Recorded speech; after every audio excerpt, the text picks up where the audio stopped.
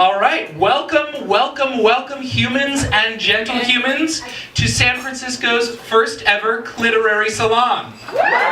Lewis Evans, the clitless clitorado, was born in a log cabin 10 miles from the Canadian border. To this day, he refuses to say which side. He was raised by a pair of highly literate meese and supported himself with highway robbery. Eventually, he was caught by a crack squad of Mounties and lumberjacks and forced into a porn and poetry-themed rehab program, which spat out the well-adjusted animal you find standing in front of you today.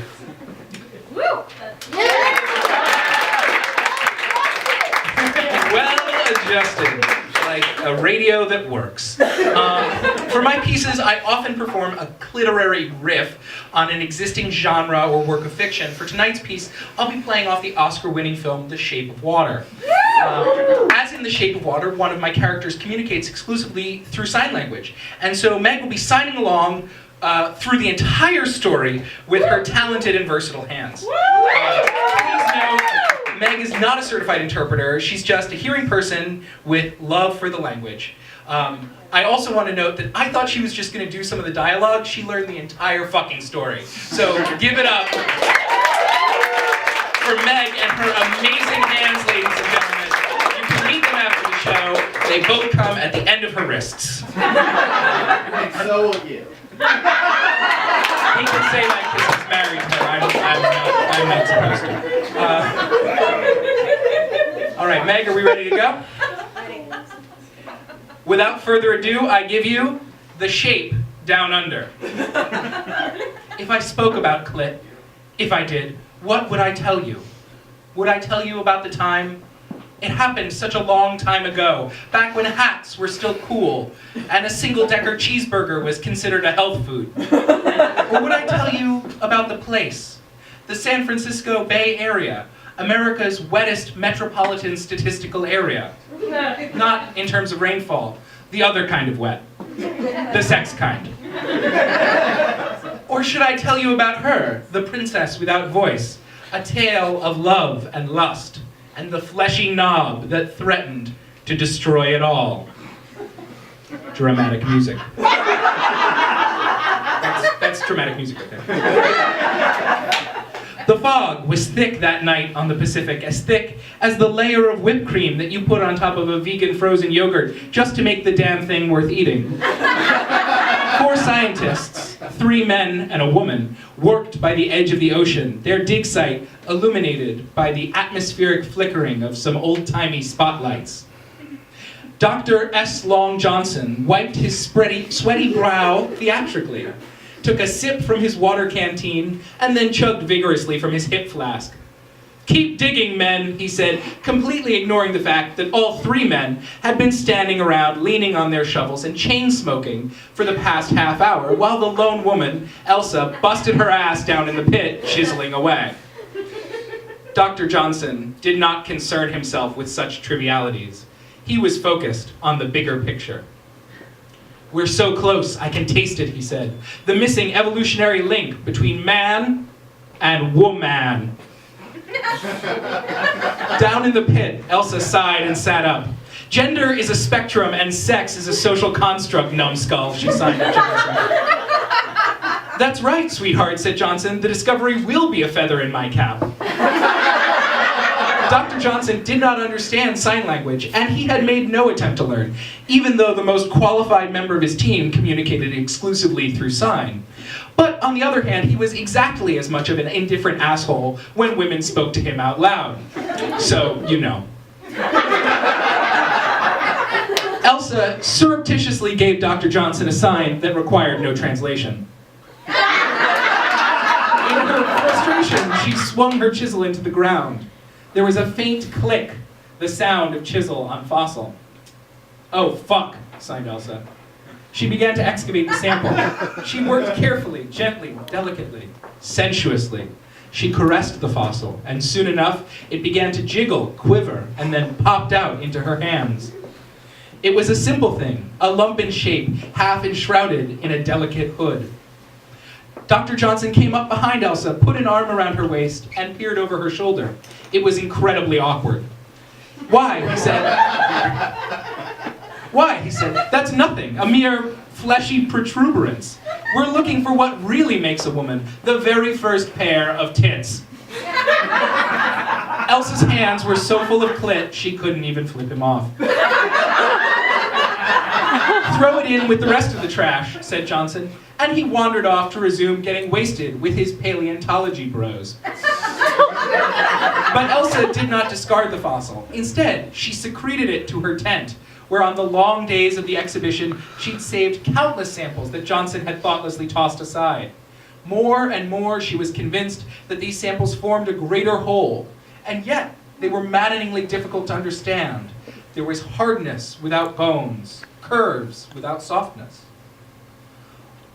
Long into the night, Elsa worked to assemble the sample, and when she was finished, she found herself holding a doubly curved fossil of unusual size, crowned with a hooded, fleshy protuberance. It almost looked like a wishbone. And so, whimsically, Elsa made a wish. Did she wish for love? For glory? To push the frontiers of discovery one furlong further into the fog of human ignorance? It's not my place to say, but I can tell you this. Elsa's wish came true. In the middle of the night, the camp was awoken by strange sounds. A deep and throaty moaning came over the bay. A scraping and a shuffling came from closer to land.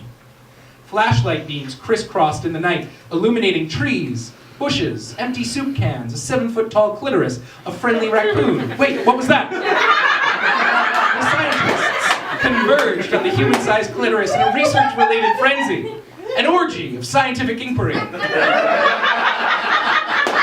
They poked it with sticks. The clit shied away from these proddings because, come the fuck on, it's a clit. Don't poke a clit with a stick. Hey, assholes, sighed Elsa. Maybe you should stop poking the clit with a stick? Her two colleagues stopped poking the clit with a stick. They began to back away. Elsa smiled, grateful for a rare diplomatic victory over the forces of ignorance. Then she realized they were scrabbling around in the underbrush, looking for bigger, pointier sticks. Come the fuck on, she said. It was at this point that Dr. Johnson emerged from the shadows, pointed an enormous gun at the clitoris, and fired. Fortunately, it was one of those t-shirt cannon-style guns that just shoots a huge weighted net. The nylon webbing enfolded the clitoris and brought it to the ground. Belatedly, Elsa leapt between the clitoris and its attacker. What the fuck, man, she sighed. Seriously, what is your problem?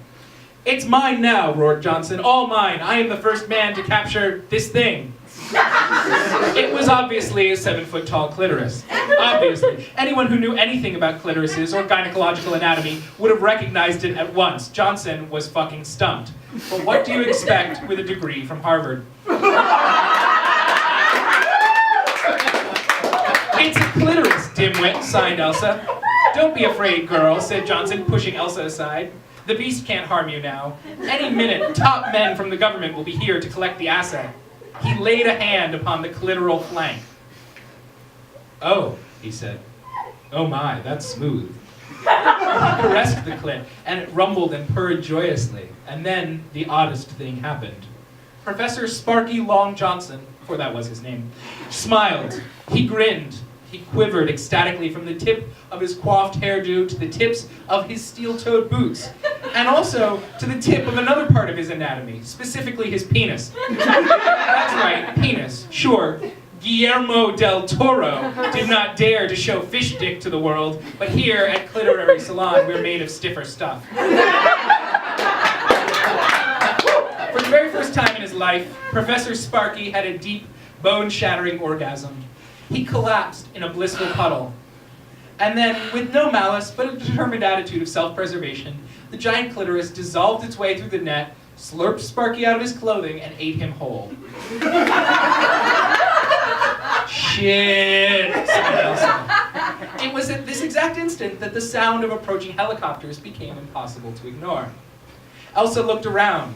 Her erstwhile colleagues had fled unnoticed, too boring and incidental to the story to even have names. It was just her, a giant clitoris, and the abandoned outfit of the late Sparky John. Run, she signed to the clitoris. Get out of here. Get into the ocean. The clitoris remained, imposing yet impassive. Oh, "What's the use?" she signed. "You don't understand me either." Slowly, gently, a pair of mysterious, say it with me, fleshy protuberances emerged from the clitoris and reached for her. I'd call them pseudopods, but that's Greek for fake feet, and clitorises don't have feet and are 0% fake. We'll just refer to them as nubbins. The nubbins gently held Elsa's hands, and then, delicately, they began to spell letters on her upturned palms. "A clitoris understands sign language," the clit wrote. "Duh." "You have to run right now," replied Elsa. "The helicopters are coming for you." The clit did not move.